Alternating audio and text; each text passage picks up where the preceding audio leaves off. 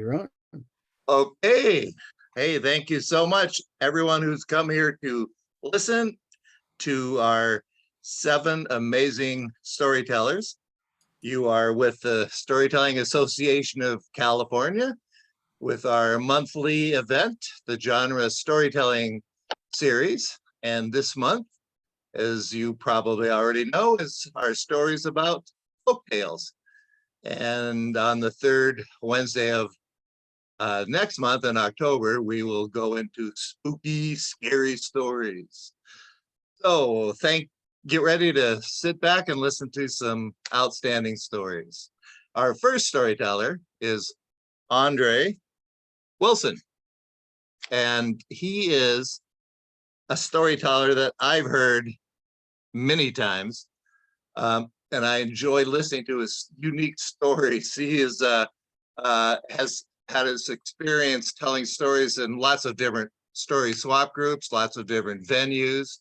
He is a poet, a writer, and a storyteller. And he tells stories with storytelling classes with nonprofit organizations with people that have disabilities, children that have disabilities.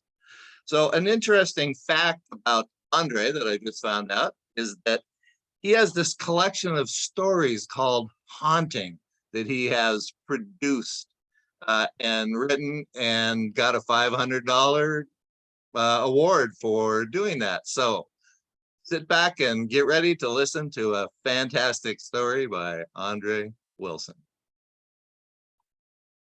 Thank you, Ed, for that gracious introduction.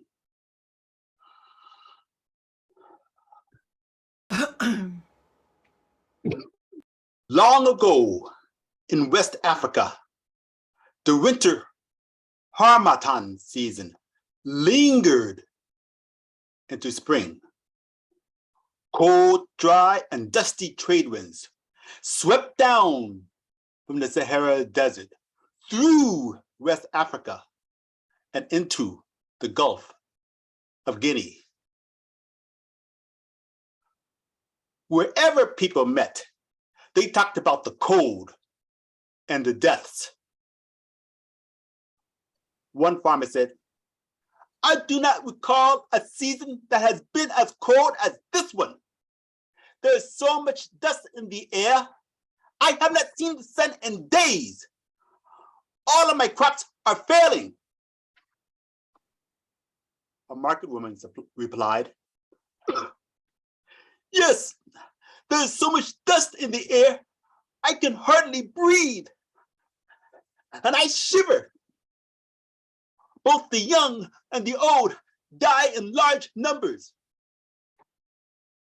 And the farmer replied, "Yes, but the best thing about attending all of these funerals is I try to keep warm by doing the dance for the dead."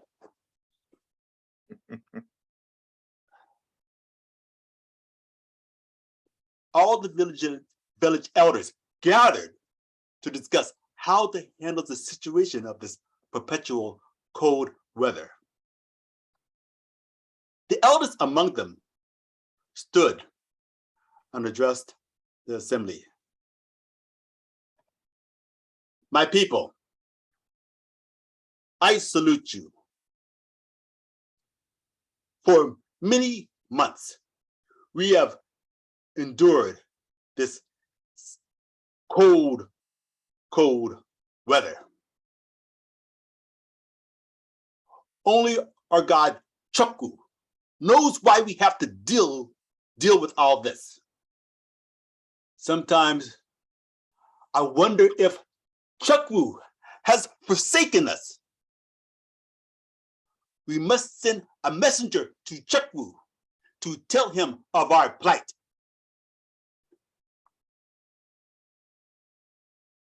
The entire assembly accepted the elders' recommendation, but they could not agree upon who to send as a messenger to the god. While they debated, the trickster tortoise Mbe volunteered. "Ooh, I can do it. I can do it. Now, Imbe was the tortoise that had won the race between the tortoise and the hare. Yes, that tortoise there. And as such, the people accepted his self-appointment as the messenger to the god Chakwu. However, as a tortoise, Imbe was rather slow on his own, and because he lacked feathers. And so all the birds of the land, the black-crowned crane, the peacocks, the flamingos, the doves, all the birds donated feathers, and they stuck them into Imbe's shell.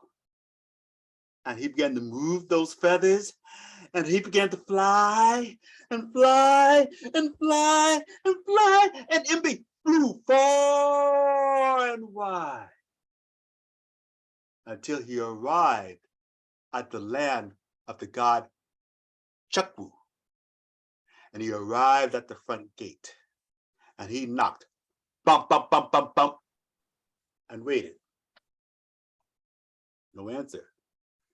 He knocked again, bump, bump, bump, bump, bump, and waited. No answer. Finally, Imbe, the trickster tortoise, began to drum on the door. Bump, ba bump, bump, ba bump, bump, ba bump, bump, ba bump, bump, bump, bump, bump, bump, bump, bump, bump, bump. From inside the gate came this curse. May those hands that knock on my door stick to it. And Imbe stopped drumming on the door lest his hands stick to it. And he got so mad and so incensed, he said, may those words stick to your mouth. And Imbe waited and waited and waited. But the gate never opened. So Imbe said, oh well, at least I tried.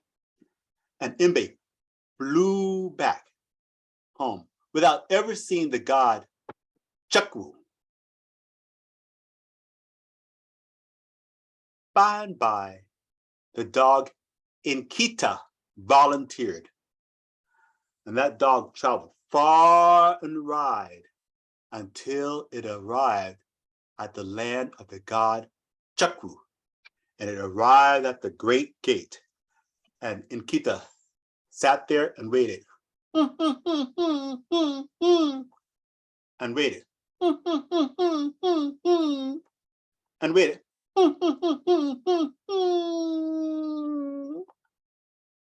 Finally, the great gate opened. And Chakwu said, Inkita, what has happened to you? Dust covers your coat. I can see your ribs, and you shiver. If this is how you appear, my people must be cold and suffering.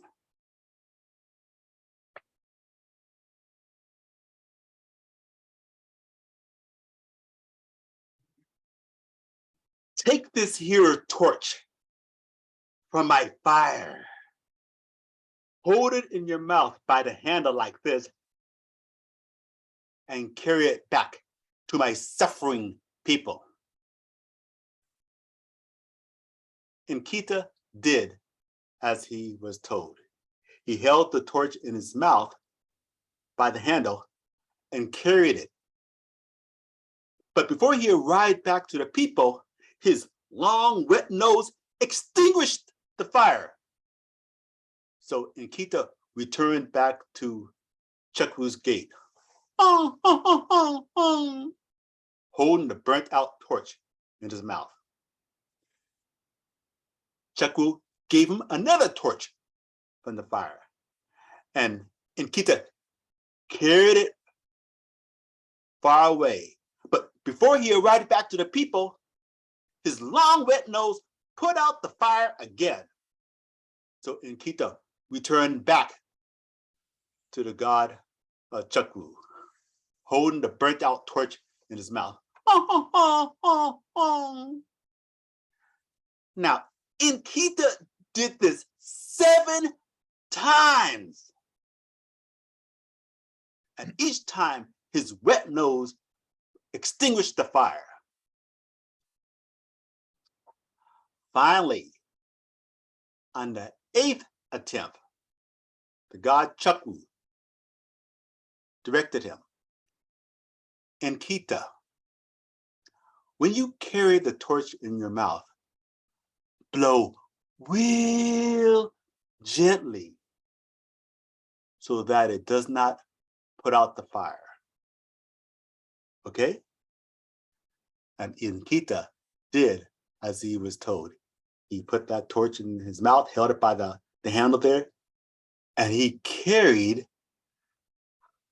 the gift of fire back to mankind, spreading warmth and happiness all around.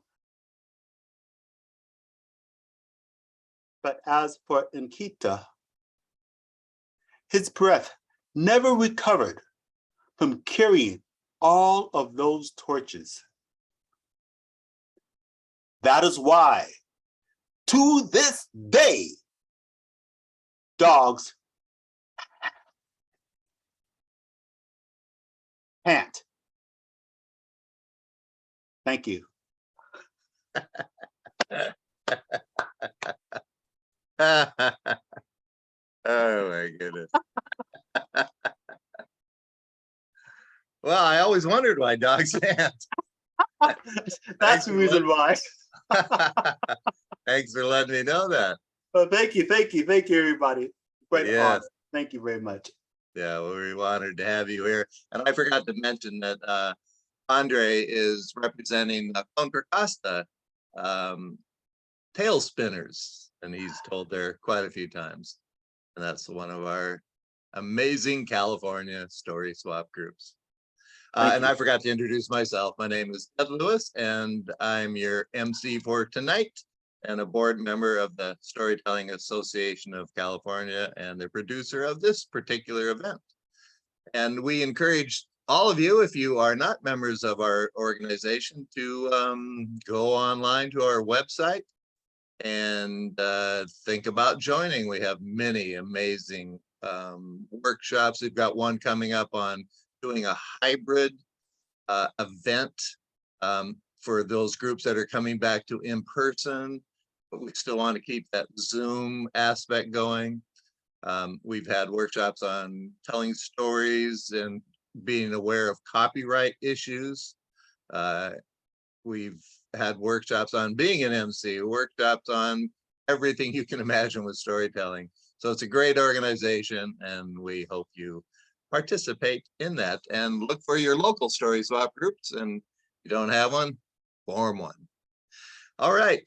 And Andre, I always enjoy a trickster's tale, and I like hearing new tricksters that I've never heard before.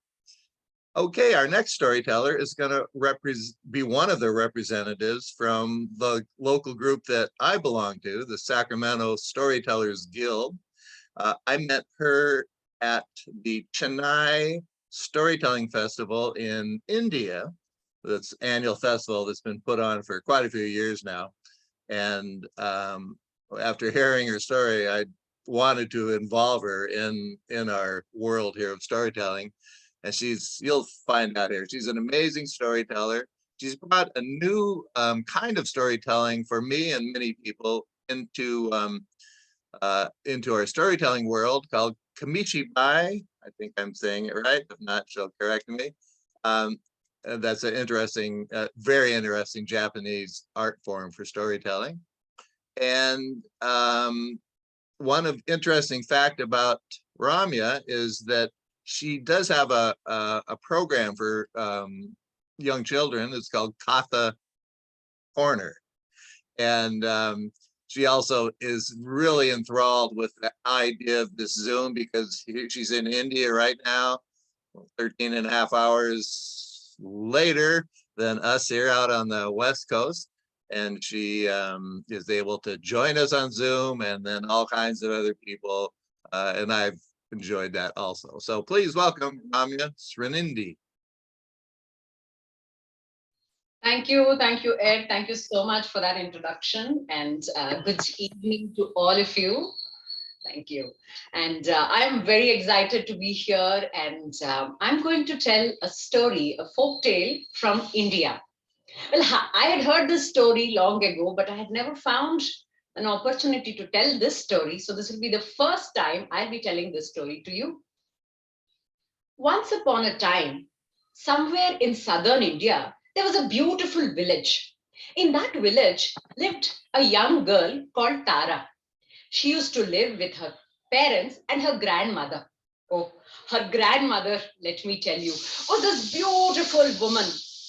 She used to have a 9-yard sari draped to perfection at all times.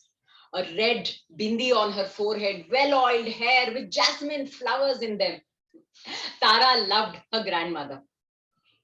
Every morning, when grandmother used to comb Tara's hair, she would tell her a song. Kokko koli, belagaitu yeli, amba amba karuve, halu kudiyalu baruve, meow meow bekke, kaddu halu nekke, chew chew iliye, mahadi inda iliye, bow bow nai, saku muchu bai. This was a song about all the animals that lived in the farm.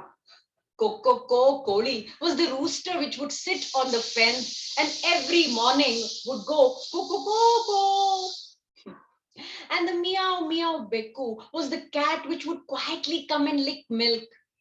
Tara loved this song. She would sing this song all through the day. And in the night, when all the work was done, Tara would come running and sleep on grandmother's lap. Grandmother used to pat Tara's head gently and tell her a story.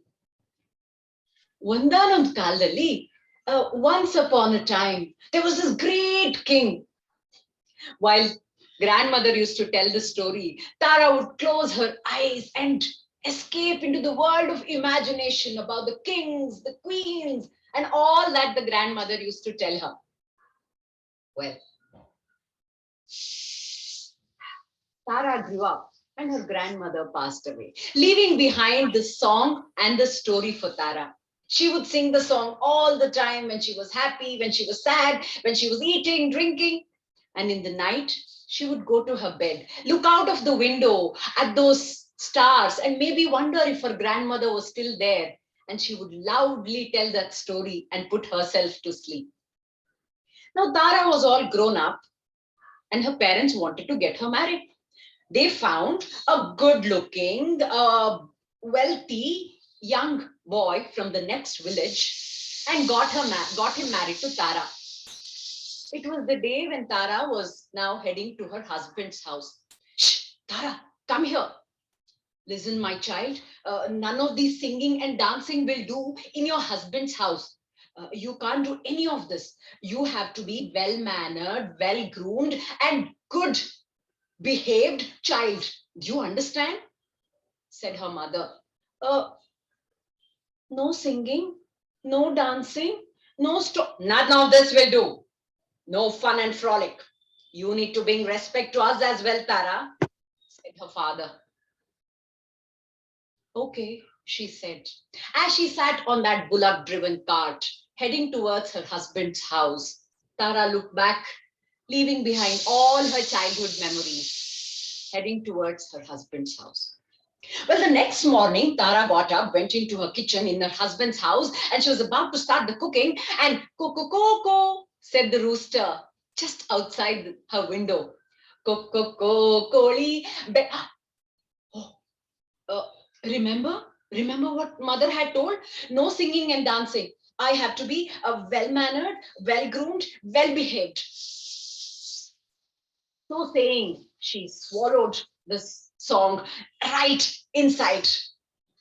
Every time the song was trying to come outside, she only said no and pushed it right inside into her stomach. That night when Tara went to bed, She looked out of the window and she was about to start her story. Her husband was lying next to her in the bed, snoring. Oh, maybe my story will wake him up. So, no story. She swallowed the story inside as well. Well, many days and months passed, and Tara never sang the song or told the story ever again. Well, the story and the song, which was inside her stomach, was getting a little agitated. They wanted to come out, and Tara would never let them. They wanted to take revenge on Tara. And one day, when she was sleeping in the afternoon with her mouth wide open, the song quietly crept outside, took the shape of a man's shoes, and quietly went and stood outside in the veranda. And the story too crept right behind, took the shape of a man's coat, and somehow went and hung itself on the peg. Well, that evening, when the husband came back home, he saw a man's shoes, a man's coat. He came and said and blasted Tara. Tara was innocent. She had no clue what it was. And what are you talking, my husband? What shoes? What coat? I don't know. Ah, come on, he said. He started arguing and he picked up his pillow and his blanket and he said, I am not sleeping here. I am going to the monkey god temple and spending the night there. And he rushed out of the house. Poor Tara, not knowing what to do, she wept and her eyes were now swollen. Well, finally, she blew out the lamp and she went to bed. Well, all the lamps, the flames of the lamps in the town used to assemble at the monkey god temple once they were put out. They would spend the entire night there gossiping. Well, all the lamps of all the houses were represented, except for one flame, which was a little late. All the flames looked at the latecomer and said, why are you late?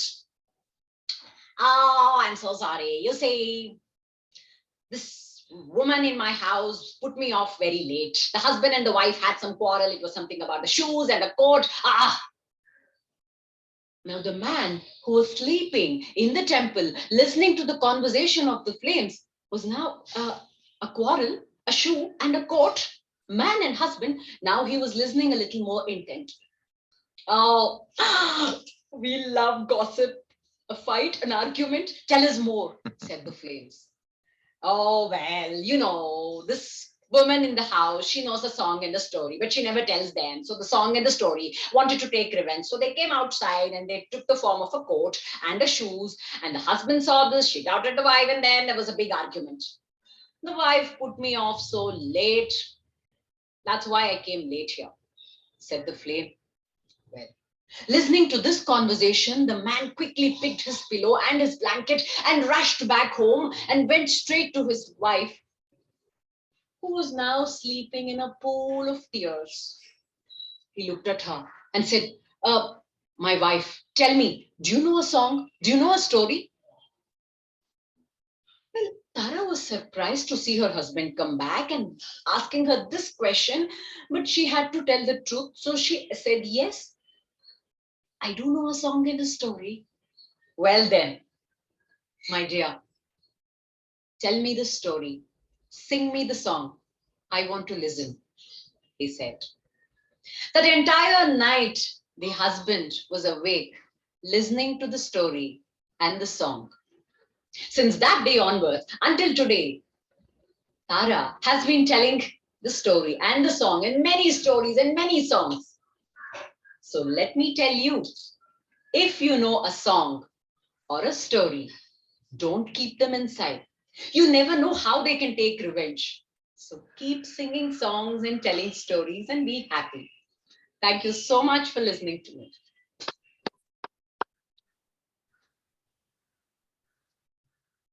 As usual, fantastic storytelling.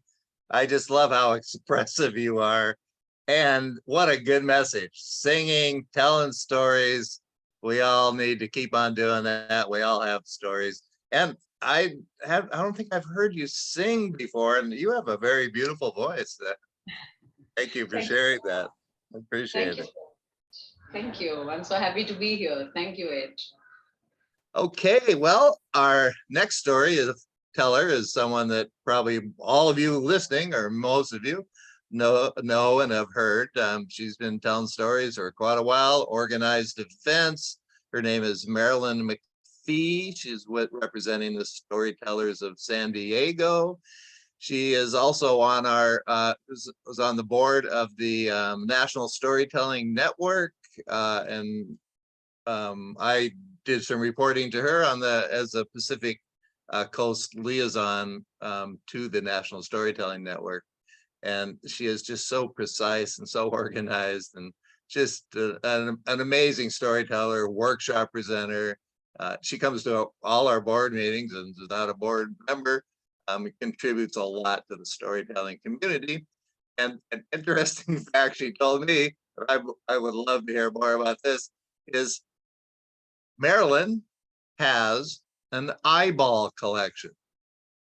And she described the eyeballs as inflatable, squishy, bouncing, erasing, hopping. So I'm sure there's an interesting story around that. But right now, let's welcome Marilyn McPhee to tell us a folktale. Thanks, Ed, and thanks for the invitation to tell a story. The story I'd like to share with you tonight is one from the Brothers Grimm, and I hope you enjoy it. Once, long ago, there was a young woman who was as good as she was beautiful, as often happens in stories like this. She was an orphan, as often happens in stories like this, because of course, if her parents were alive, then she would probably have chores and homework and a curfew. And what kind of a basis is that for an interesting story? Well, she lived with her godmother at the edge of the village in well, you probably know this, right? Do you think it was a split level ranch house? No. A timeshare condominium? No. An apartment? No. Of course, she lived at the edge of the village with her godmother in a small cottage. Now, her godmother made her living with the fiber arts. She worked with needles and looms and spindles. So, yes, she sewed and she wove and do you know the past participle of the verb to spin? Yes, she span. She span and she sewed and she wove. And so, after the span of many years, she taught these skills to her goddaughter. And then one day, the godmother said that she felt most unwell. And in fact, she felt like that her life was just hanging by a thread. Her goddaughter, oh, wait, you can't have her star of a story without a name. So let's give her a name that kind of works with the fabric arts theme we've got here. How about Pearl? So the godmother spoke to Pearl and said that she felt like her life was just hanging by a thread. And Pearl said, "Oh, please don't leave me." But the godmother said, "Alas, I must." And so she cast off. Yes, she died. And I know what you're thinking now. You're thinking, "Oh, darn, that's too bad." And that's probably what Pearl was thinking too, although she was much too refined to use a vulgar word like darn. But she decided to go into the fabric arts business that her godmother had taught her about. And so she began to work with spinning and weaving and needlework and, yes, darn it, darning. She was a very industrious girl because her godmother had always said, "Be kind and work hard, and all things will come together for your good." Now, we must leave this part of the story and take a kind of a spin-off of the story, follow the narrative thread, and I hope we can just seamlessly transition to another part of the story. Because in the very same kingdom, there was a prince who was looking for a woman to marry. Now, the truth was, he wasn't an only child. He was one of three, and as I imagine you've guessed, he was the youngest. The other two princes, the older princes, they'd already married, but it hadn't really worked out very, very well. So one of the princes, he'd married a woman who was very selfish. She had such warped ideas, and she totally fleeced the prince and the entire kingdom. Now, as for the second prince, I'm sure you're hoping that things would work out better, but in fact, they were worsted. Yes, they were much worse. And I'm afraid not that things worked out better. In fact, it seemed for a while like the entire kingdom was coming apart at the seams. Disaster loomed, and now the fate of the kingdom was in the hands of the youngest prince. He went to his chief advisor to get some advice, and the advisor said, "Do you have any notion of what you're planning to do?" And he said, "Well, I've been batting around a few ideas, but I think I've come up with a pretty good pattern. I'm going to start with a riddle." And the advisor said, "Oh, a riddle is good. The more ambiguous, the better." And so the young prince, he was very handsome, I should tell you that. He had blue eyes and he was tow-headed, which means that his hair was the color of flax. Well, he said, "I've got a pattern and I've got a riddle. And the riddle is this: I will marry the one who is the richest and the poorest." Very ambiguous, said the advisor. But privately, he thought it was maybe just a little too ambiguous. And so he put together an Excel spreadsheet where he listed all of the eligible young women in the kingdom, and then he just sorted by net worth. And so the day came when the prince was, oh, we should probably give him a name too, something that fits with our theme. How about Hank? So Hank was going to go out and look for a wife. And he started with the richest eligible girl in the kingdom. She was sitting in front of her house. It was a mansion, really. And she was dressed beautifully in a gown of Dupioni silk, lots of embroidery, although she had not done the embroidery.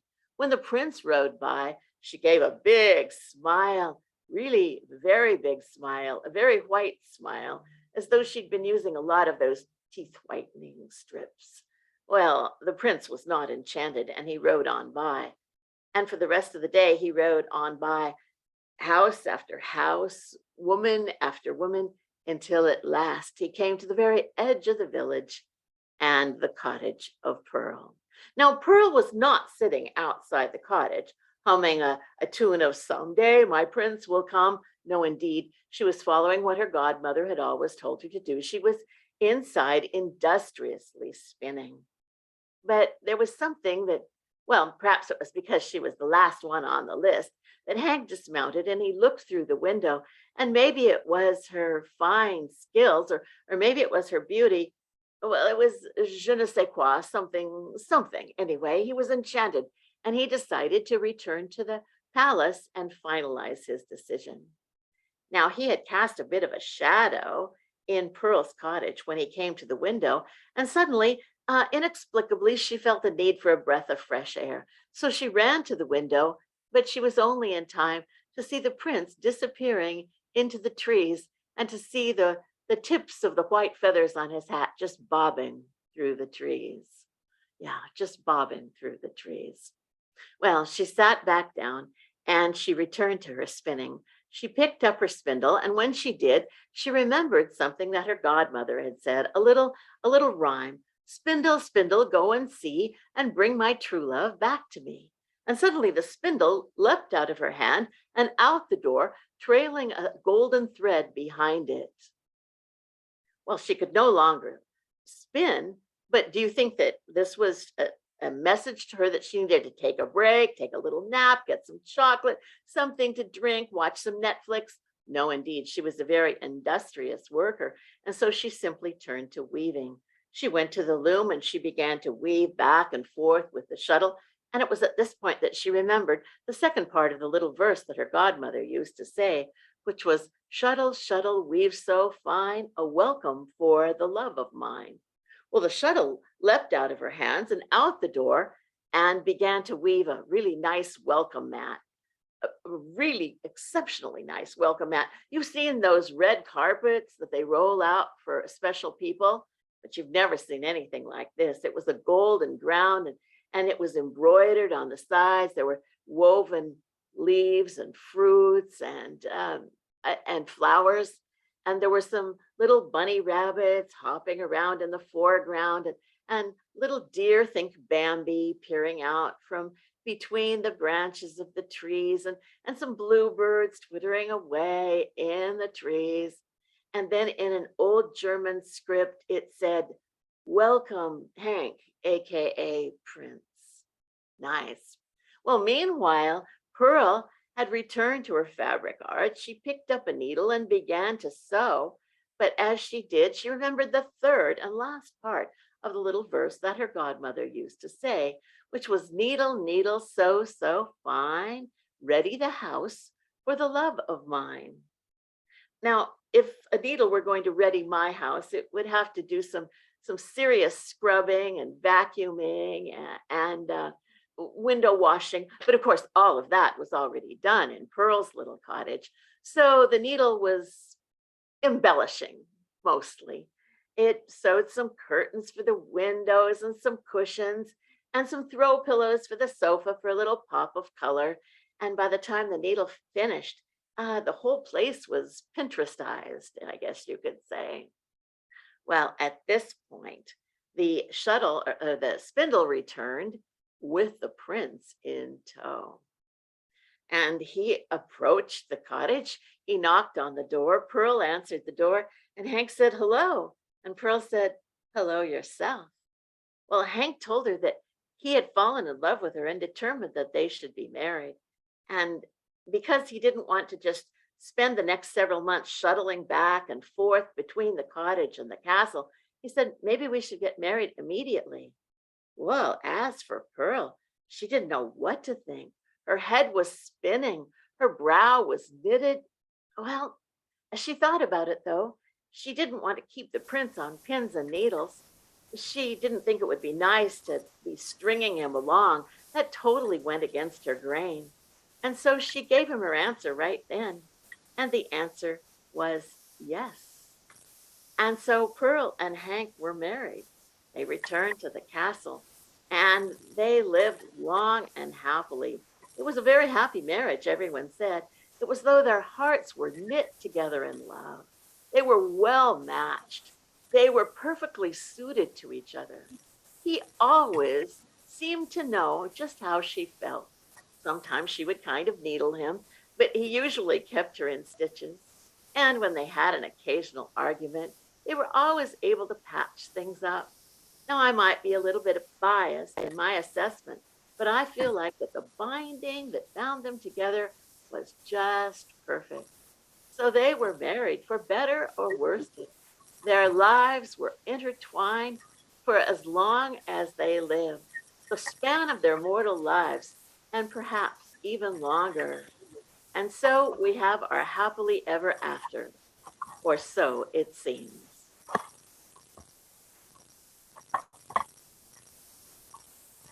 Thank you. So it seems, happily ever after. I'm always captivated by your stories, Marilyn. The flow is just so precise, and I learned new words.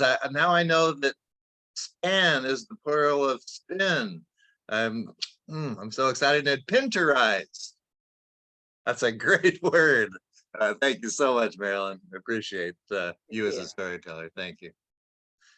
Okay, so now we're moving to our next storyteller, Angela Lloyd, who represents the Inland Valley storytellers. And probably many of you also know Angela. She has been on the storytelling scene for quite a few years. She has won the Oracle Award with the National Storytelling Network. I've seen her many times at every festival I can think of, the Bay Area Festival, the Sierra Storytelling Festival, the National Storytelling Festival. I mean, and she is just a real breath of fresh air. And she works with, let me check that out. She's a musician and storyteller, teaching artist. And she works with children. I can just imagine how enthralled children are with her. And if you've ever seen her on stage, you might have seen her with her washboard or other kinds of unique, interesting instrument. So please welcome. Oh, wait, there was a fact about Angela here that I wanted to share. She lost her wedding ring in some pine needles. and couldn't find it. And then 7 years later, she found the wedding ring in pine needles. That's a very interesting story. Okay, thank you, Angela. Welcome. You're very welcome. It's lovely to be here with you all tonight. I love this series, so it's great to highlight folk tales. I was thinking about all of us today getting ready and how some of us probably spent at least part of the day with the story we were going to tell tonight. And I've always loved that about stories. They are trustworthy companions. So the one that I brought for you to tell tonight comes out of a collection of stories from Tibet and China. And it happens this year in the Chinese lunar calendar, was the year of the tiger. And this story is called The Tiger in Court. There was once, long ago, a woman who was in her later years. She was over 70, the story tells us. And she lived with her only son. And they were getting along just fine until one afternoon her son left the house and went up into the hills, and he was eaten by a tiger. And when the old woman learned of this fate of her beautiful baby boy, now grown, she was beside herself. And so she made her way to the magistrate's home. And she knelt in front of his desk and just cried and cried and cried and asked the magistrate to please bring the tiger to court. At first, the magistrate laughed, but she didn't hear him. His attendants, who were behind her, sitting on benches, they noticed. And they thought it was as absurd a request as he had. But there was nothing to console her. And finally, the magistrate said to her, How do you think we could bring a tiger here to court? And she said, You must. A murderer must give his life. You must. And she would not leave his home. So finally, the magistrate looked out among his attendants and he said, All right, one of my attendants will make his way out and he will go looking for the tiger. That was not enough for this mother. She insisted he issue a warrant and then think about who was going to bring that warrant true. Well, the magistrate, really understanding there was no way this woman would leave his home or his office, he issued a warrant. He issued the warrant. And then he held it up and asked for which of his attendants would carry it out. And the old woman wasn't leaving until she saw who that was. And finally, one of the attendants, who'd been resting with his back against the wall in the back of the room, he was drunk. And he had been so irritated by the sound of this woman's weeping that he raised his hand and he offered to bring the tiger to court. And with that, the magistrate stamped the paper, showed it to the woman, and she picked herself up off her knees and made her way home. Well, the next day, the attendant who had offered to go and get the tiger, he didn't think anything of it. He just thought the magistrate just wanted to get the woman out of his home. But when he showed up for work, the magistrate said, well, he showed him the warrant, and Li Neng, the attendant, said, oh, uh, you just keep that. I'm not going to be going to get the tiger. And the magistrate said, oh, yes, you are. You raised your hand. That old woman is expecting to see the tiger in court. And Li Neng said, how am I to do that? The magistrate said, I don't know. I was thrilled when you raised your hand. I thought you had a way.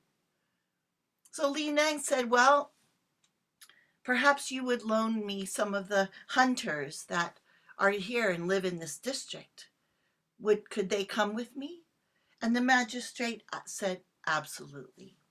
So one day after another, Li Neng went out into the hills with the hunters looking for the tiger. And they could not find him anywhere. And finally the hunters said, we're not going with you. You're on your own in this.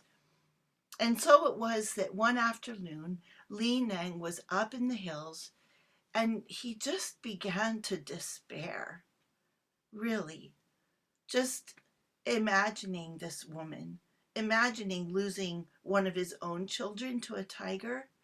And he made his way to a small outdoor temple there in amongst the trees. And he stepped in and he sat down and he just held his head in his hands. And after a while, a tiger came walking in to this temple. And Li Neng looked at him and he thought, this can't be true. But he took a deep breath and he said, are you the tiger that took the life of that old woman, son? And the tiger stretched back on his haunches and lowered his head. And Li Neng took a rope from his pocket and he said, I need to take you to the magistrate's house. Will you come with me? And the tiger just extended his head, this soft little face, soft, big face, across that cement. And Li Neng took the rope and put it around his neck, and he stood up, and the tiger stood up and followed him all the way back to the magistrate's home. Well, the magistrate was very surprised to see the tiger. He noticed how docile he was, and he sent word for someone to go and bring the old woman. And when she arrived, she was very nervous around him, and they gave her a chair across the room, and she looked at the magistrate. And the magistrate looked at her, looked at the tiger, and then he said, it is normal that one who murders would give their life as punishment for this crime. And he looked at the tiger and he said, do you realize, do you understand that you took the life of the only one who would have taken care of this woman in her declining years? You took the life of that person. And the magistrate said, I'm inclined to ask if you, from this moment on, would behave as though you were her son. And if you will take care of her and bring her meat and give her kindness. And the old woman stood up and was crying and saying, no, no, no, no, no, no, he has to give his life. And the magistrate said, And what good will that bring? And he looked at the tiger and he said, will you do that? Will you now take the place of the duties of her son? And again, the tiger bowed his head. The old woman needed help to stand up and leave, but she did. And the next day, when she woke, she found on her veranda, outside her home, a slain deer. And with the help of neighbors, she took that meat to the market and she sold some of it and traded some of it. And from that, and for several years, the tiger was like her son. He brought her food. He sometimes slept on her veranda. He never growled. He never showed his teeth. He was as kind and as quiet and peaceful as he could be. When the old woman died, the neighbors came and prepared her body. And just as they were getting ready to take her out to bury her at the gravesite, the tiger came walking out of those hills, and he put his front paws on the stairs to the veranda, and he threw back his head, and he let go this old, ancient cry. And then he bowed his head, and then he moved back away so as let the people know he was not of any threat. And he watched with those soft eyes as they carried her body out of her home and into the trees to the grave. The story ends saying that in southwest China, there is a statue.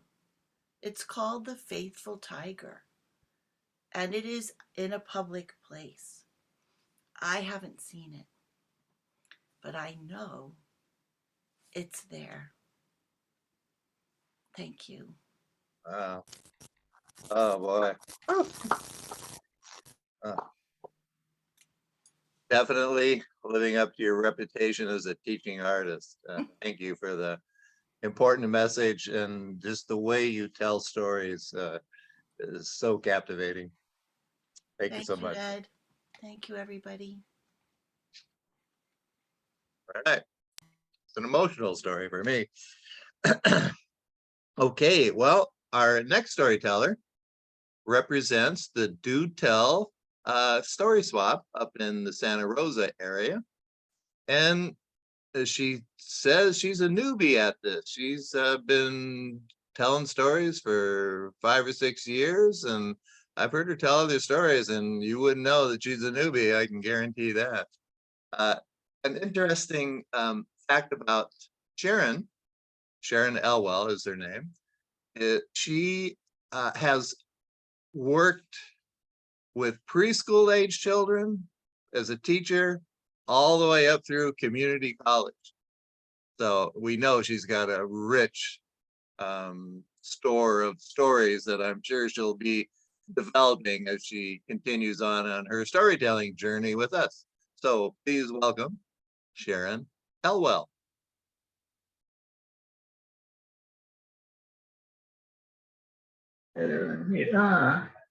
Thank you, Ed. This is the story that I'd like to share tonight is a modern take on a very old folk tale. John Hammond was an extremely successful investment broker.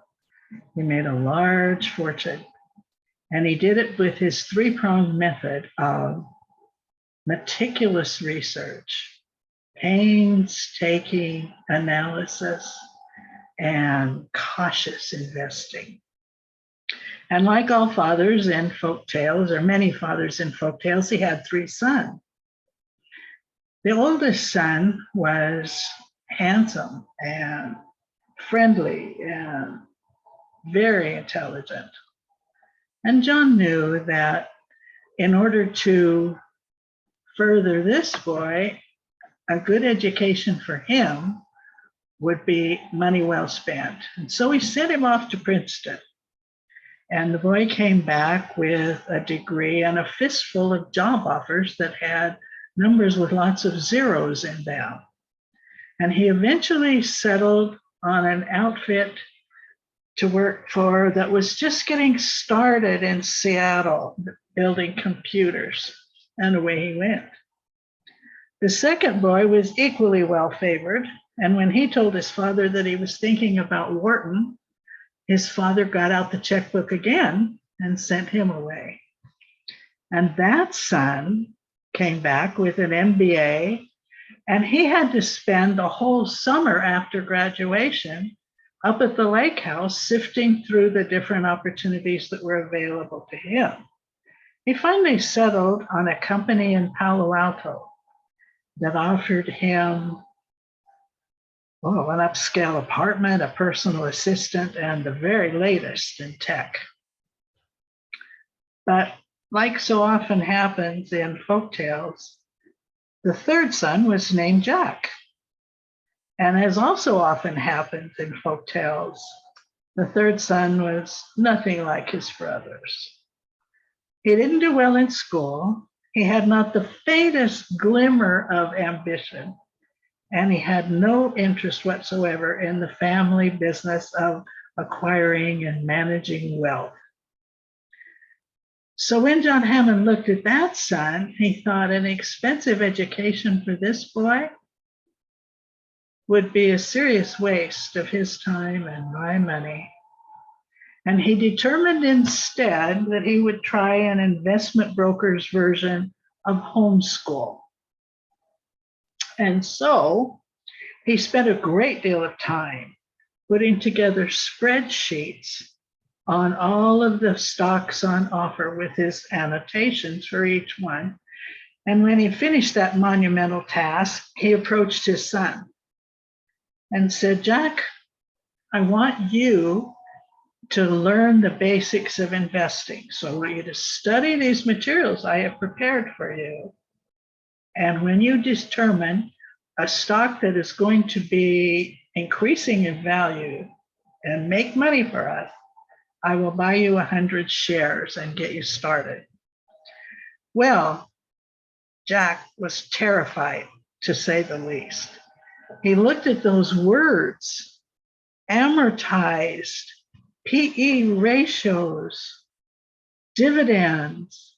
It might as well have been Lithuanian. There was nothing on that page that had any meaning to him. And he didn't want to displease his father because he loved him. And his father eventually lost patience and said, Jack, just look at it and tell me, what do you like? That was a much easier question. Jack didn't know what those words meant, but he knew what he liked. So he said, I like coffee. And the father thought for a moment. He'd worked in commodities for many years, and he knew that coffee was chiefly sourced. Some man named Juan Valdez brings it down from the mountains, and it's cheaply sold. It's usually a loss leader in restaurants, 25 cents a cup and free refills. There's just no money to be made in coffee. But maybe that's the very lesson that Jack needs. Now, this took place in 1987. So he determined, looking at the stock materials that he had acquired, that a company in Seattle had recently gone public and they were selling only coffee, and they intended to sell it for 10 times what anyone had ever paid for it. An obvious disaster. And so he thought, this is still cheaper than sending him to college, and he bought the 100 shares. Well, the stock, the stock skyrocketed. It took off. It doubled and split and doubled and split again. And that was not the lesson about care and moderation that John intended to teach his son. So he decided to try once more, and he went back. Jack, what do you like? Now, Jack had just been running, and he came in, and he was hot and sweaty and tired. And he said, I like water. I really like water. And John thought about that, he said. And he knew that French people might bottle small amounts of water and sell it for exorbitant prices, but no practical red-blooded American is going to pay good money for something that comes free out of every tap. This would be the surefire disaster he was hoping for. And so he bought 100 shares of a company called Evian. And then, just to be positive, another 100 shares of one called Arrowhead. Well, fortunately or unfortunately, it had the same result. Those stocks took off, and John was making money for his son hand over fist. He was not learning the lesson that he hoped he would learn, but he was beginning to think that maybe his slacker son had some sort of savant ability that the rest of the world just did not comprehend. And so he said to him, Jack, what do you like? And Jack said, well, I like video games. I especially like the one where you can pretend to be a car thief and go through all the excitement of stealing things and not get in trouble with the police. Unimaginable, said his father. But he invested. And then he went back. Jack, what do you like today? Oh, I like fantasy football, where they take real players and put them into imaginary teams, and they play imaginary games, and real people bet real money. Inconceivable, said his father. But he invested.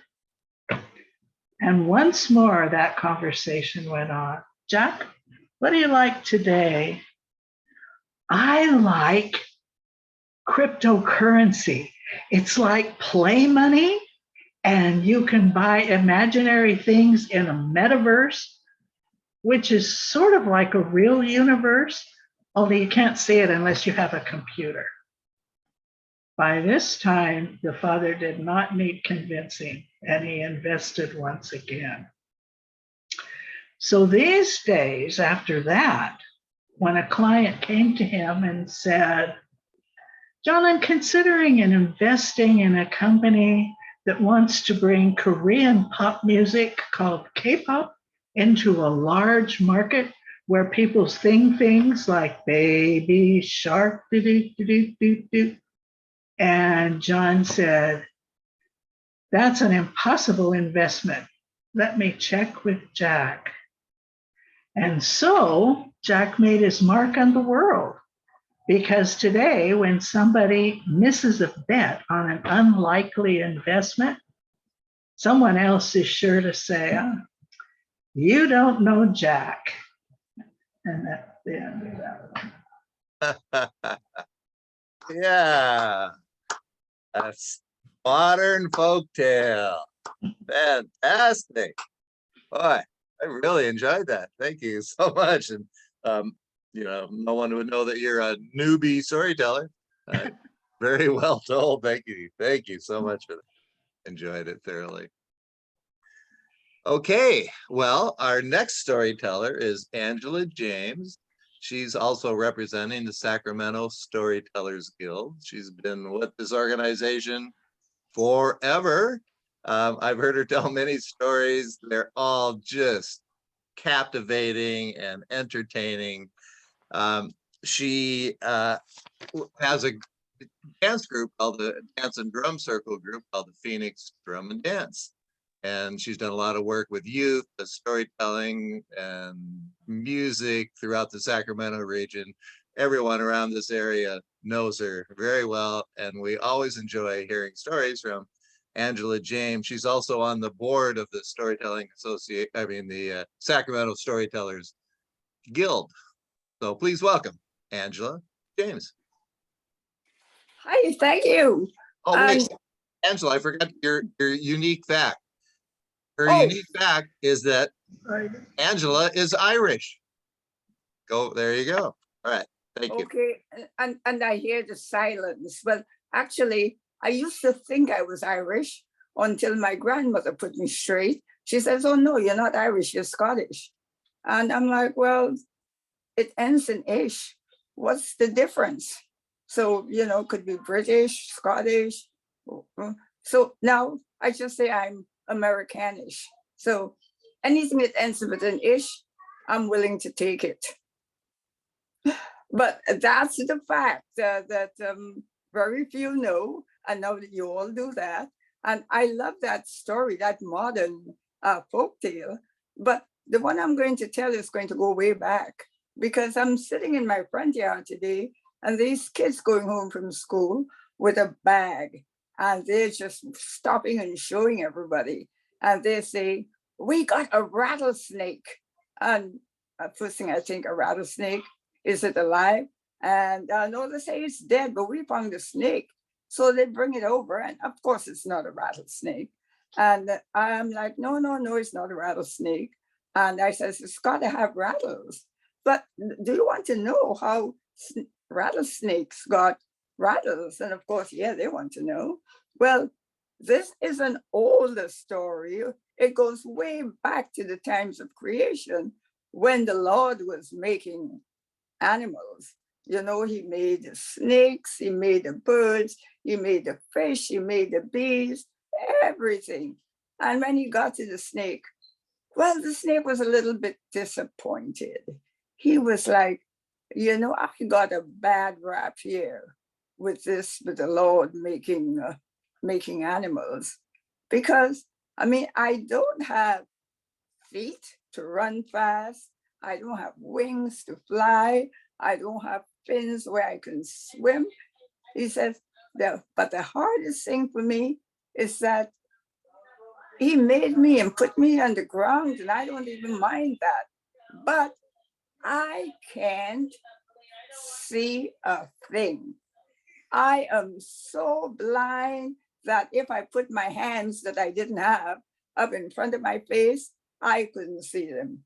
I'm so blind that if I turned my cell phone flashlight on straight in my eyes, I couldn't see it. And that's not nice, because I get in all kinds of trouble. People are stepping on me all the time because I'm down on the ground and I can't do a thing about it. Well, the thing is, Mrs. Snake didn't have it any better. So he gets home one day and she is ranting and raving. And she says, I almost got run over today because nobody could see me. What is this? I took the kids to the playground and people are saying, oh, they're so cute. And they're picking them up and putting them on like necklaces because, they have nice, pretty colors. What is this? You need to go to the Lord, Mr. Snake, my husband, and tell the Lord to do something about this. Well, Snake says, well, what do you want me to do? That's what we got, luck of the draw. She said, Mr. Snake, if you got any type of backbone, you are going to go up there and talk to the Lord and tell him to do something about this situation. And he's like, what am I supposed to do? And she's like, oh, she got ugly. No, we women know what happens when we really got. Oh Lord, she started it. My mama told me never to marry you. I should have listened to her, but no. I was in love. I got married to you, and I have all these children, snakes here, and what's happening? Everybody's stepping on them. Oh, you ain't got no backbone, Mr. Snake. You need to do something, otherwise you get home tonight and there's not gonna be a snake here for you. Well, Snake figured he had to do something, fix a threat like that. So it took him all day and he made it up to heaven. And there was the Lord. It was in the middle of the afternoon, but the Lord was leaning back. He was reading the Sacramento Bee, catching, those 2 pages you get, catching up with the news. He was smoking a little cigar. And he's like, hey, Mr. Snake, how goes it? And the snake says, Lord, things could be better. Things could be better. Now, I don't want to complain, but things could be a lot better. It's my wife. He decided to throw his wife under the bus. It's my wife. She complaining that people are stepping on the kids. She's complaining is that she's almost getting run over. She is complaining that I may not have a home to go back to tonight. What am I supposed to do? Can you do something to help me out? Can you do something to help out this family? Could you do something to help out this very humble servant of yours, Lord? And the Lord says, well, that's not no biggie. You could have come to me sooner. I could have sorted that out. So the Lord reached in his back pocket and he pulls out this little bottle and he said, okay, here you go, Mr. Snake. You take this little bottle and it's some really good poison. You give a little bit to your wife, all your kids, and all your kinfolk, and that should take care of the problem. You're not gonna get stepped on. You're not gonna get picked up and put around your neck as a necklace. You're going to be cool. So Snake says, thank you, thank you, thank you. And the Lord said, you sure you don't want a little something? These are some good cigars all the way from Cuba. But Snake was in such a hurry. He says, I don't want to be rude. I got to go back and make the wife happy.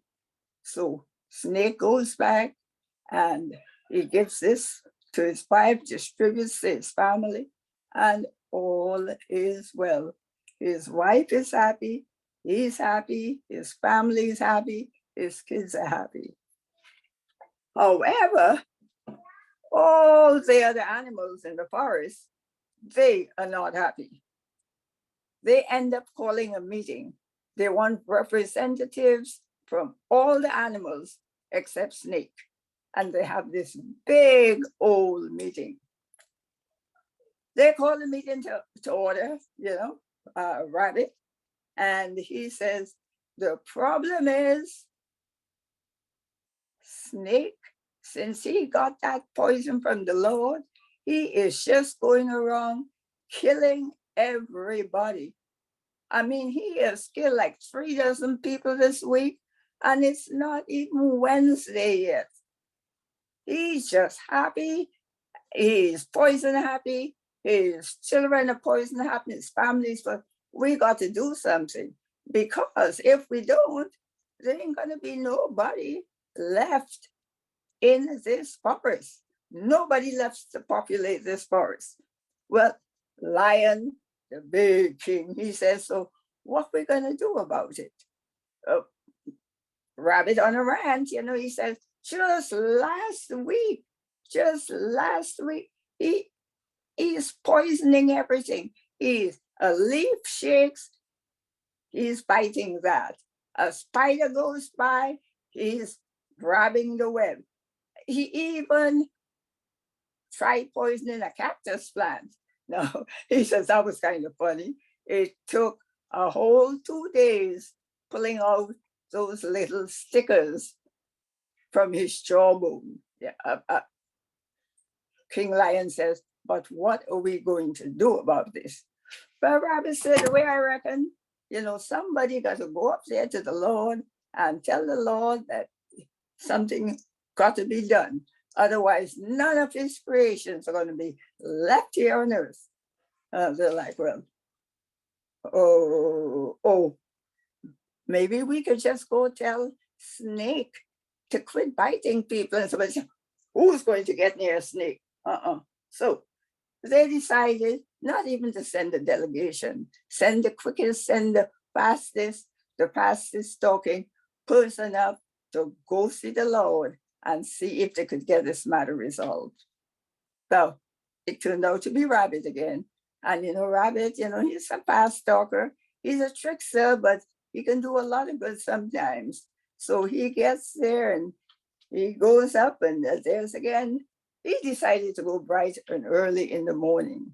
So there was the Lord having his breakfast. He had a nice cup of coffee with some Evian water. Yep, he was doing that. And he was playing his video game. Yes, he was doing that too. And he wasn't smoking his cigar because his wife had told him it made his breath stink. And he's like, couldn't figure that out because he brushed 3 times a day. But anyway, there was the Lord at his breakfast table playing video games and drinking coffee and drinking sparkling water. And he said, hey, Mr. Rabbit, what brings you up here today? Mr. Rabbit said, how is it going? I said, Lord, how is it going? Oh, you're looking good. You're looking good. I hate to bother you this morning, but it's such a nice day. And we animals down there in the forest, we just want to enjoy the beautiful day and have a wonderful time like you are having up here this morning. And the Lord says, okay, now, Mr. Rabbit, I know you want something. You wouldn't have made that whole day trip to get up here just to give me compliments. Now, what is it that you want? Well, Rabbit says, not exactly what I want. It's what we all want. Since you gave Snake that poison, he is going around just killing everybody. Just counting right now, he's killed about 3 dozen of my kinfolks. He's killed, look, I'm not even going to count it out for you. He keeps on killing and killing and killing. And he even got my brother-in-law. I mean, I don't regret that one. He needed to go. But he's got to quit this. Oh, we don't know how to do it. And we figure you're the man. You could take care of it. And the Lord says, oh, no problem. That's easy. Why didn't you come before? This is what I keep telling people. Just coming up those stairs and come see me. Okay, why don't you go down there and tell Snake to get up here and let's have a talk. And Rabbit says, nobody can get close enough to Snake to tell him anything. And the Lord says, you got some big eyes there. Why don't you have Elephant stand a good ways away and call out to him and tell him to come up and see me? So Rabbit goes back down and they decide to do that. They send Elephant. You can hear Elephant halfway through the forest. So Elephant call out to Snake and says, Snake, the Lord wants to see you. So Snake, oh my God, he is in his element there. He's all spiffy and he goes up there to see the Lord. And the Lord says, what's this nonsense I hear that you just killing everybody? And Snake says, but Lord, the thing is because I can't see anything that comes close. I don't know if they come in to attack me or they come in to hug me. So I just snap and that's it. And the Lord said, no, that's not going to work. Here's what you do. He reaches in his back pocket again and he pulls out a little handful of rattles. Now, brings. Go figure. I don't know what he was doing with that in his pocket. Same as I'm not sure what he was doing with the poison in his pocket. He says, take these rings here and put them on your tail. So if somebody comes by, you hear somebody, because you can hear, even if you can't see, if you hear somebody coming, just give a rattle. And if it's somebody who's just coming to visit and pass the time of day with you, they will stop at a reasonable difference and you guys can have a conversation. But if somebody hears those rattles and they keep coming, well, it's you or them. You got free license. So take them, put some on your tail, and give some to the rest of your family. So Snake takes this and he goes back down and he puts those rattles on and he hands them out. So from that time on, if somebody approached Snake and he heard them, he rattled and they would stop. If they didn't and they kept coming, they got what they deserved.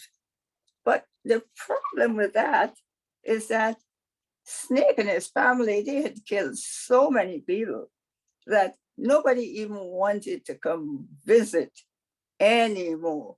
But he still kept those rattles and he would rattle it if he heard that sound. And he just wants everybody to know that, yes, I am Mr. Snake. I am Mr. Rattlesnake. I am the man. You do what you need to do. Back off or come forward. So the snake the kids had wasn't a rattlesnake, but that's how all the other rattlesnakes got their rattles. Excellent. I always wanted to know how snakes got their rattles, the good old rattlesnakes. And I'm going to start smoking cigars, so I got to get ready for all that. Thank you so much, Angela. Really a well-told story as usual. Our next storyteller is someone who's new for me and maybe some of you. His name is Michael Katz. And Angela Lloyd recommended him as one of our storytellers. So he's our guest storyteller for tonight. And he is from the Santa Barbara region. And he's been telling stories for over 30 years. He hosted a radio show called Pajamas that was heard on NPR with the station KCBY. And he's one of the founders of a storytelling festival that I just really enjoyed. It was the Flying Leap Storytelling Festival in Solvang. And they had many great storytellers coming through there. I imagine that probably Angela was there at some point. Definitely. And so an interesting thing about Michael is that he was on the island of Hawaii, and he was walking out hiking, and he looked down and he realized that he was walking on lava because he could see that down below. And I'm sure that was a very startling and interesting experience. So please welcome Michael to our stage for the first time. Thank you. Thank you. Thank you very much, Ed. And what a pleasure to be hearing all of these tellers, many of whom I have not heard before. And thank you, Angela, for the invitation, and Ed for allowing me to be here. When you're the last storyteller for an event, it's you want to make sure that you bring the dessert. You don't want to give the main course again. And I've been listening to these stories, and I had a whole other story planned, but then something about both the Angelas, both of their stories, both with animals in them, and something about for me, the message of Angela Lloyd's story made me go, I think I'm going to tell this one. And I've been reflecting a lot on this idea of, like, who in our lives have we forgiven that we thought we could never forgive, and how amazing that ability is. And in the same line of never say never, I used to always say I'd never tell a story with props, until this story found me. It's a Jataka story. These are ancient tales from India, animal stories, and they're different incarnations of the Buddha. And this one's called The Magic of Patience. It goes like this.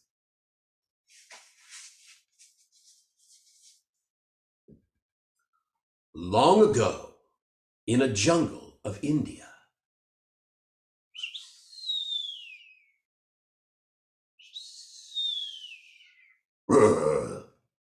In this one jungle of India, there lived a bull, and this bull's name was Buddha Bull. And though Buddha Bull looked unhappy and sad and mean from the outside, inside he was sweet and kind and very happy.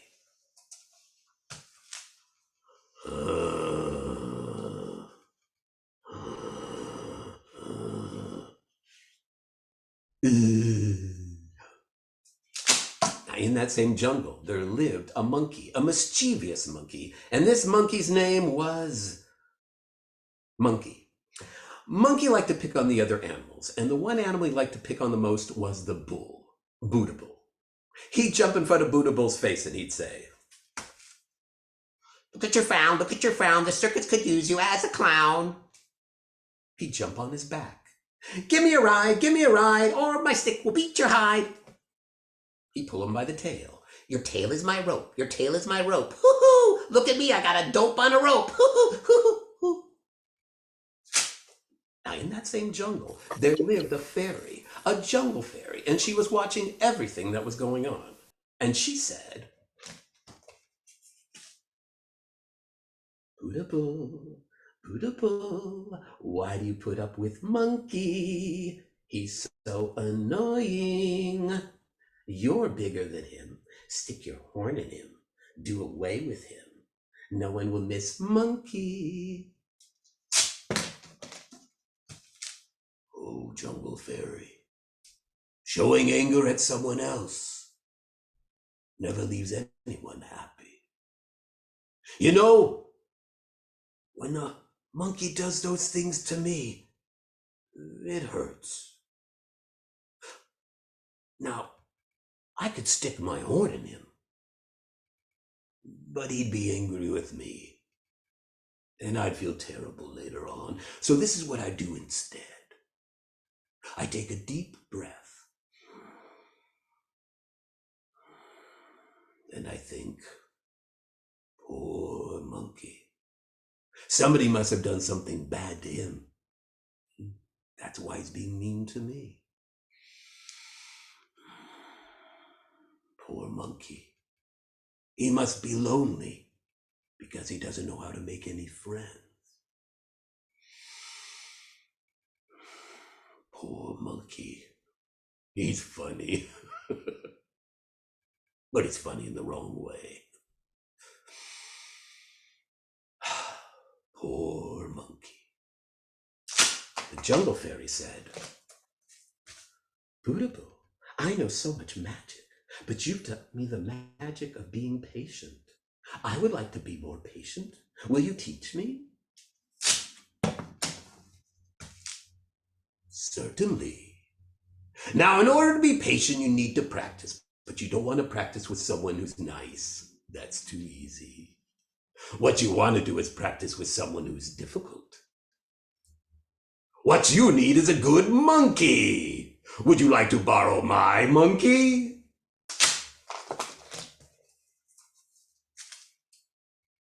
No, thank you, Buddha Bull. I've got enough monkeys in my life already. But thank you for teaching me about the magic of being patient. I shall practice. Goodbye, Buddha Bull.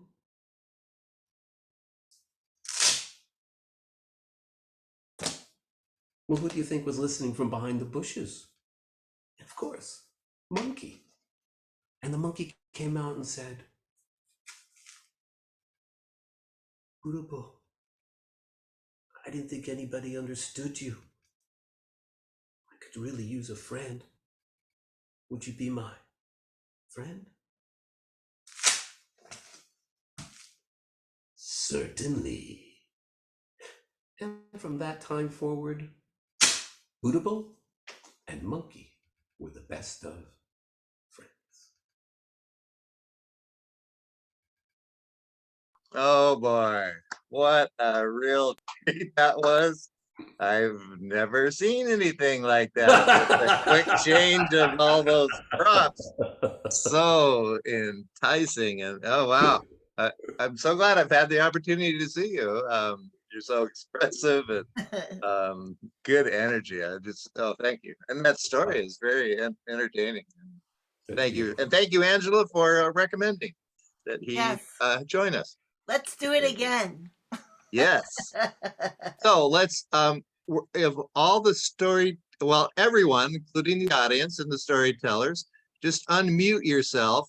I'm going to make a couple announcements, and then anyone who's got an announcement of an event or something they want to share, or you want to say something to the storytellers, the listeners out there, please feel free to do that. So go ahead, everyone, just unmute away. I do. This is Megs. I think we should have Michael at the upcoming storytelling festival, Bay Area Storytelling Festival. Ooh. Yes, Next year, indeed. we're going to have it in Santa Rosa at Sonoma Academy. Yeah, we'll definitely keep in touch with you. And if you're not a member of Zach, well, you're going to be now. So if you're not, you're going to soon become a member. Well, he has been in the past. I know that. So one of the things that we do here is, as you saw with all these storytellers, anyone can be nominated to be a storyteller. So if you're part of a story swap group, any of the story swap groups, or if you're not, start getting involved with your local swap group. And you can be nominated to be a teller. We pay all our tellers $50 for their presentation, which, we probably should pay them more like $500, but we want to give that kind of an honorarium to people and recognize their talent. So we do that for all our events. We have a program with the Storytelling Association of California called the Jenny Fund, where we get tellers and go into the public schools or schools, any kind of a school, elementary, preschool, after school childcare. We've been focusing on underserved communities.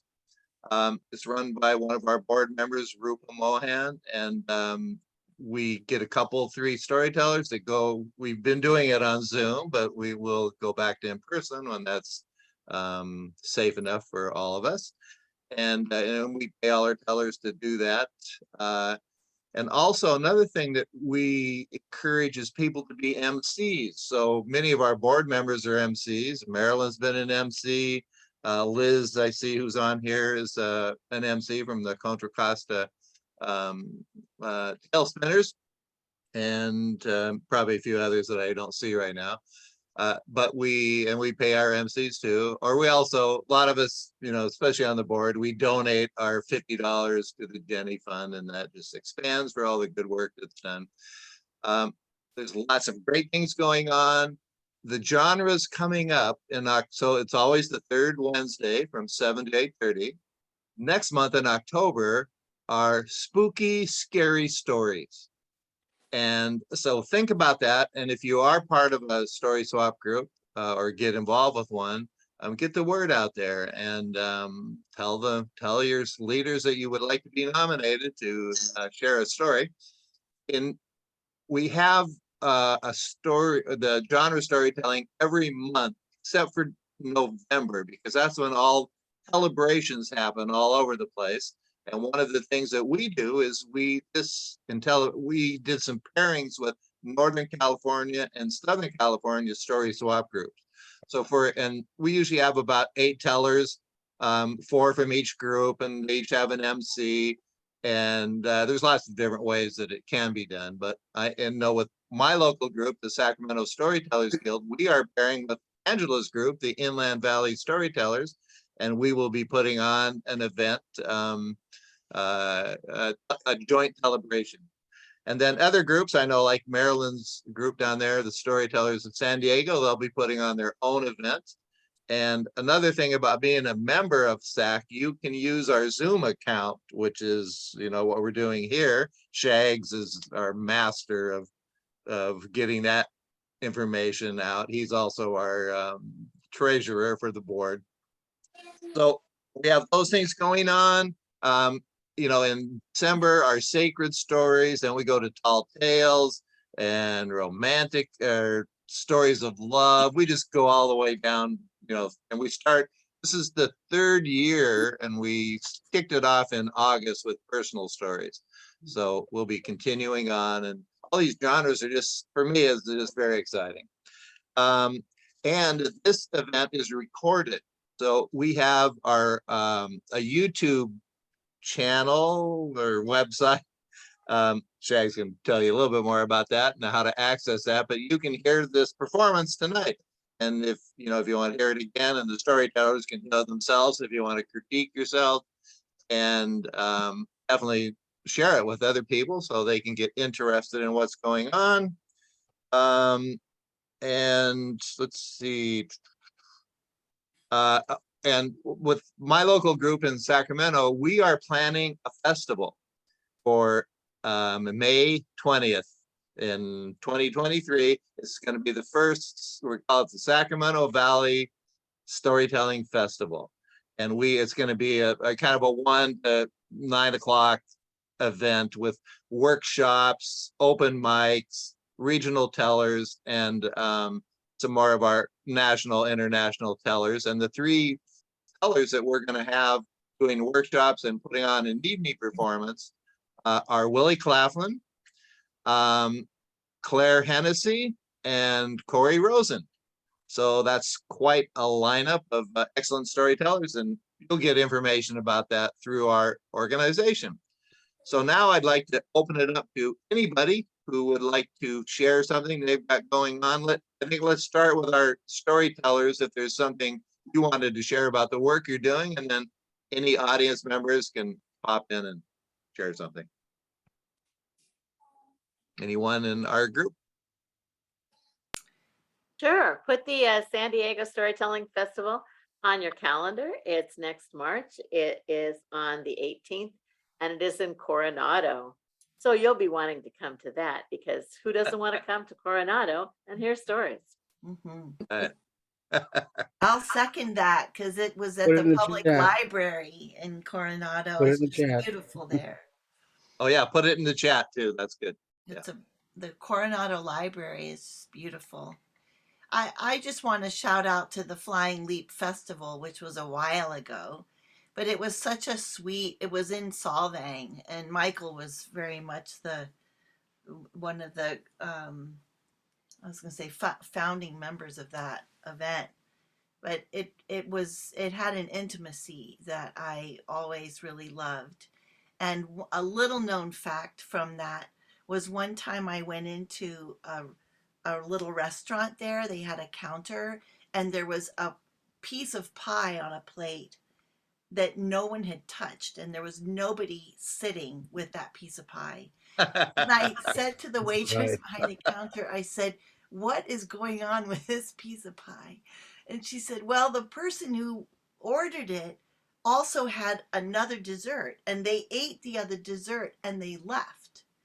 And I said, "May I please have a clean fork?" And she said, "Yes." And she gave me a clean fork. I took one bite, and then I said, "Please put another clean fork on a new napkin by this piece of pie, and I'll be back tomorrow to find out how many people ate this pie." Oh, The good or was it bad? I know Liz has an event coming up. Well, our story swap is tomorrow, and we're on Zoom, and I can put that in, and Ramya is going to be one of our storytellers, so excited for that. I think that's the person who's here right now, but also on October 5th, SAC is offering another workshop. I don't think it got mentioned yet today, on how to run a hybrid event. And I kind of approached Ed and Andrew, who helps because the Sacramento Storytelling Guild has been doing hybrid, and thinking that others of us would like to learn from them. So, I thought initially as a swap leader that swap leaders would be interested, but I think lots of us would be interested, and it's open to all SAC members, and I'll put the basics in the chat, and would love to have anybody come. So And that's, one thing about the Storytelling Association of California, a year's dues is $35 or 30. Shag. Uh, It's 30 without, 30 with electronic newsletter, 35 with snail mail. And you can get a 2-year membership for $50. So it's a great, for all the things that we have to offer. This story, we have this newsletter that's just amazing. That's our board president, Sarah Armstrong, and Tina and a few others put together. It's just jam-packed with great information. Anyone else have something they would like to share? Hop on and just go ahead. Go ahead, Michael. Sure. Well, I just wanted to say, because I've been visiting Ojai. I just visited it the other day, and they're still doing their storytelling festival. Brian's no longer running it after a zillion years, and it was so thrilled to hear that someone was taking it over. And it's just, I just think it's one of the most beautiful towns and beautiful venues. And Brian's always had impeccable taste. I don't know a lot of the tellers that are coming, but I know Kara, who's running it, is really trying hard, and that's and really, I mean, really putting in a lot. Not trying like, like she really seems like she's jumped in running, and it's going to be the weekend of October 21st, and 28th. Oh, you're right. Halloween weekend. I'm doing a gig for the festival on the 21st. You're right. You don't need to come to that. It's the Rotary Club, The 28th. Yeah. oh, And that, I'd like to add to that. I think the festival has been going on 30 years, something like that. 25, I don't know exactly, but I went to every one of them. I used to live in that area. Ojai is a beautiful town by Santa Barbara, if you don't know it. And they get just top lines of storytellers. They've got a beautiful bowl, and called the Libby Bowl, kind of like a little Hollywood bowl, and just a wonderful environment and a great place to be. So, and Thursday night they have a gathering, and it's all day Friday, all day Saturday, and half a day on Sunday. And one of the nice things they do with the storytellers that they hire, especially if any of you are really trying to expand your repertoire and be at a festival like that, is they hire a lot of the tellers to come into the school system a few days ahead of and work with school children. I don't know what they pay them, but as part of, they're there for the weekend, they get paid for that, and they get paid for coming into schools. And then there are performances by children on Friday during the day. To me, it's a very special festival. Angela just posted the link, so yeah. Oh, nice. And the other one, I'm gonna get to go to this. I haven't been since 2000. Is the put on by the International Storytelling Center, is that national festival in Jonesboro, Tennessee, which is I think October 6th through the 9th. And I'm going to get to fly out there for that. I'm really excited about that one. and Brandon Spars is at the Exchange Place. We got All it. right. Yeah, so all set. Ooh. Brandon, so excited for, I don't know if he's still on. It looks like he's Yeah. not anymore. Are you here? Oh, Or- no. No, he's not here right now. Here's a little known fact about the Exchange Place. When those of us that have emceed at the festival, emceeing the Exchange Place is one that the MCs fight over. And I just want you to know I won it a few times. Nice. Very nice. Anyone else? I know, Alicia, you're doing all kinds of things. You want to tell us anything that you've got going on?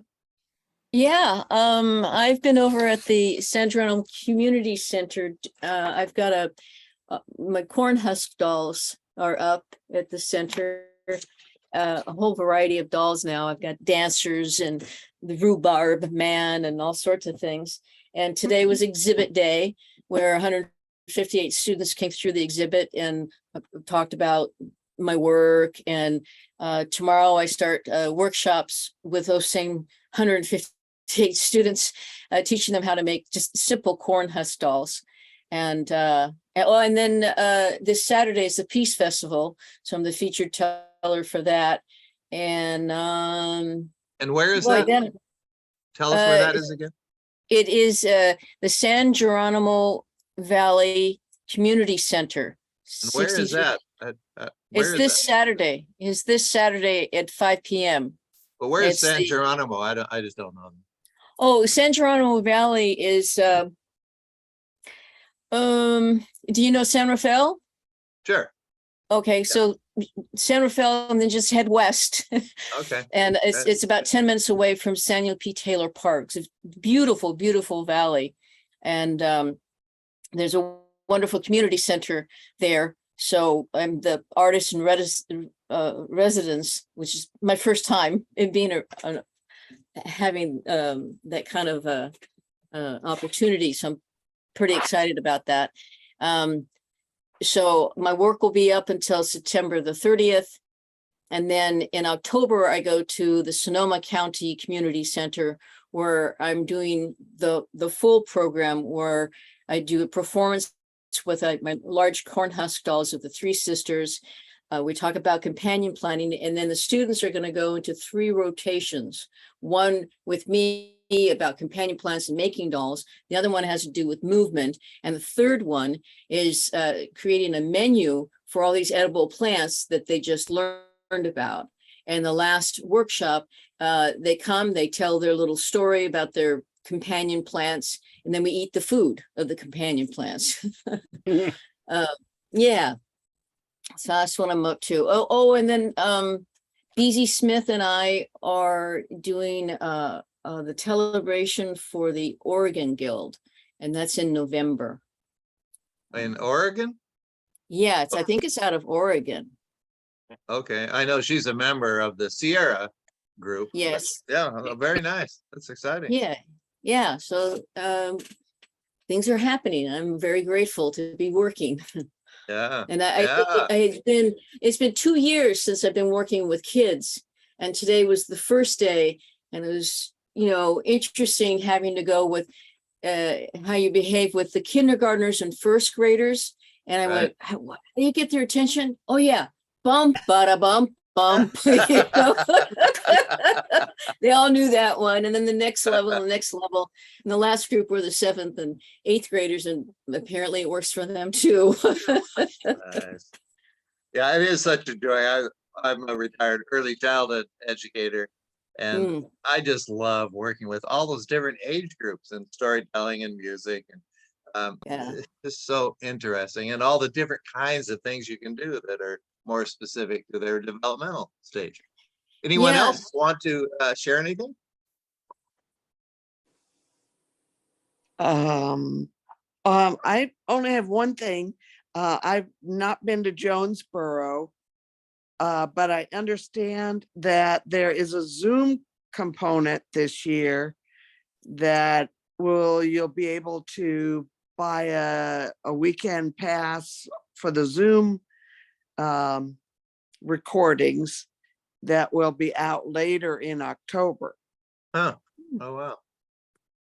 So I'm going to sign up for that because I can't get to Jonesboro. Okay, this year. interesting. Yeah. Good to know. Thank you. And Marilyn, are you still here, Marilyn? Okay.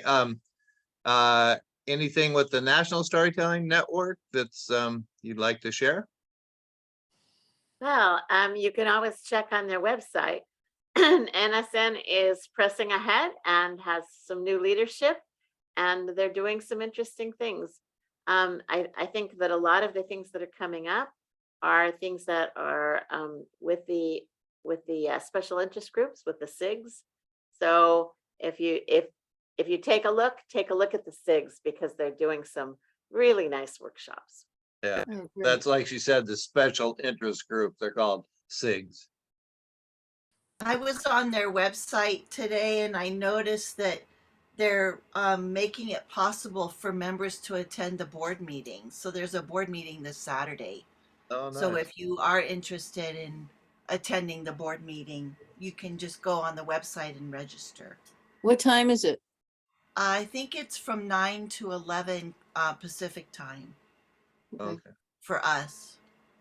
So, but Good. don't quote me on that. You just go to the, it's right there on the site. Thank you. And yeah, our board member Brandon Spars has taken over Marilyn's duty as the guess what's it called? The regional Pacific director. Region Director. Okay, Yeah. Civic Region Director. Yes. And he's doing a great job. Okay. Is there anyone else want to share anything before we sign off? Okay. Right. Well, Is there- gosh, thank you so much for all these wonderful stories. I've learned a lot. I've been entertained and educated, and was really, really honored to be able to listen to all these great stories. So and I hope to hear you again at different events. I know Genevieve's told with us and other people. So looking forward to the future. Thank you, Okay. Ed. Save the Thank time, you. everybody, Thank for you. all this Thank you, everyone. information. I'll see Yeah. you at Haunted Stories.